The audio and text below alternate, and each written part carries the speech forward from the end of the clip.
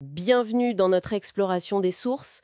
Aujourd'hui, on va parler création de clips musicaux, mais avec de l'IA. C'est un sujet qui monte. On s'appuie notamment sur une vidéo YouTube de 10x Dude qui prétend un peu démystifier tout ça. L'idée, c'est donc de regarder de près la méthode qu'il propose, comment faire un clip IA avec un personnage qui chante et surtout la synchro des lèvres, le fameux lip sync.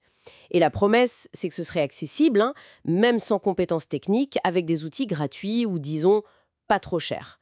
Et avec un potentiel pour que ça marche bien niveau engagement. Alors, comment on fait concrètement pour passer de l'idée à un clip IA qui tient la route?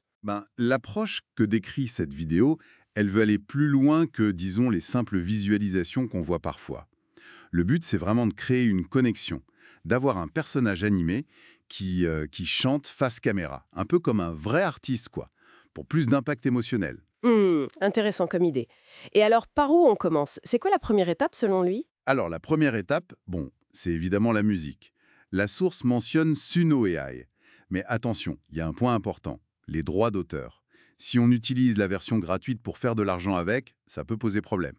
Du coup, comme alternative, il parle pas mal de FlexClip AI Music Generator. D'accord, Flex Clip. Et ça marche comment cet outil d'après la vidéo? Alors, le processus qu'il décrit, c'est assez malin.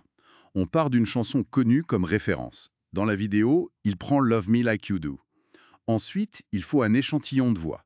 Soit on le crée avec une IA type Eleven Labs, ça permet de cloner des voix, soit on enregistre sa propre voix, hein.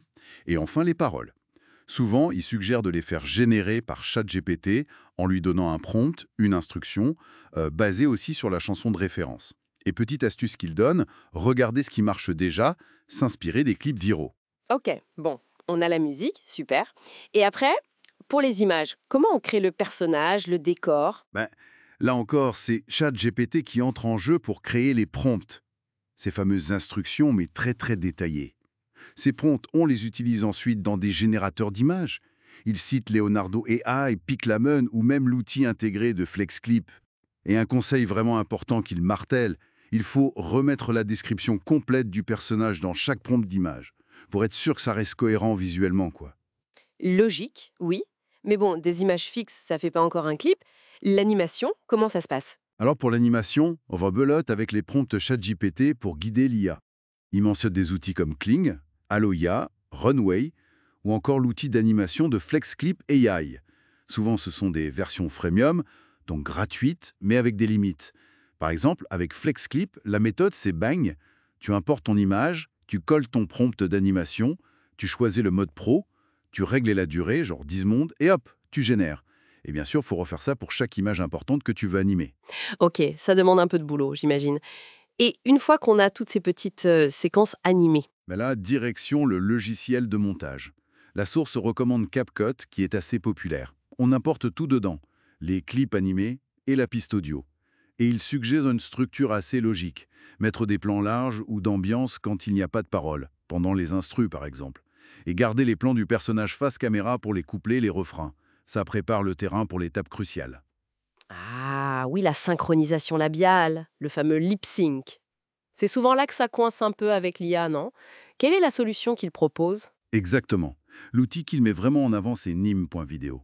Son gros point fort, d'après la vidéo, c'est qu'il peut gérer des séquences plus longues, jusqu'à 30 secondes, alors que beaucoup d'autres outils IA sont limités à 5 ou 10 secondes. Ah oui, 30 secondes, c'est pas mal du tout pour un clip musical. Ça évite d'avoir trop de coupures. C'est ça rend le truc beaucoup plus fluide. Et concrètement, dans Nîmes Vidéo, comment on fait, d'après la source? Alors, d'abord, dans CapCut, tu découpes les parties où ça chante en clip de 30 secondes max. Tu les exportes en basse qualité pour pas que le fichier soit trop gros, il parle de moins de 15 mégas. Mais, point super important, avec le son activé. D'accord, exporté avec l'audio. Voilà.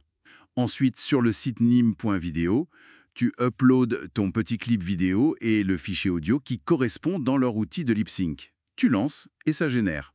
Et il mentionne aussi que Nim a un outil intégré pour améliorer la qualité vidéo à la fin, un upscaler. Ou alors on peut utiliser d'autres méthodes si besoin. Et niveau budget, alors, c'est vraiment abordable, comme il dit. Oui, la source donne un chiffre environ 1 $ pour 400 crédits sur Nim. Donc ça semble effectivement assez bas. Il va même jusqu'à lancer une sorte de défi. faire 2 vidéos par semaine en visant 100 vidéos au total. Et il affirme qu'elles sont monétisables et qu'il y en a bien une qui finira par devenir virale. Bon, ça, on le rapporte, hein, on n'a pas vérifié nous-mêmes. Ok, donc un processus assez complet. On part de la musique, on crée les images, on passe à l'animation, puis le montage, et la touche finale, la synchro labiale. C'est exactement ça. Ce qui est intéressant dans cette méthode décrite, c'est vraiment cette promesse d'accessibilité. Des outils pas chers, voire gratuits pour commencer, et une approche qui se veut pas trop technique. On voit bien comment l'IA, là, elle réduit les barrières à l'entrée pour créer des contenus. Voilà, donc une méthode à explorer pour celles et ceux qui voudraient se lancer dans la création de clips musicaux IA, avec cette fameuse synchronisation labiale, en suivant une source qui promet des résultats engageants. Et au-delà de juste copier des formats, ça soulève une question, je trouve, assez intéressante pour la suite. Si ces outils deviennent si faciles à utiliser, comment est-ce qu'ils vont changer pas seulement la façon de produire, mais peut-être même l'expression musicale?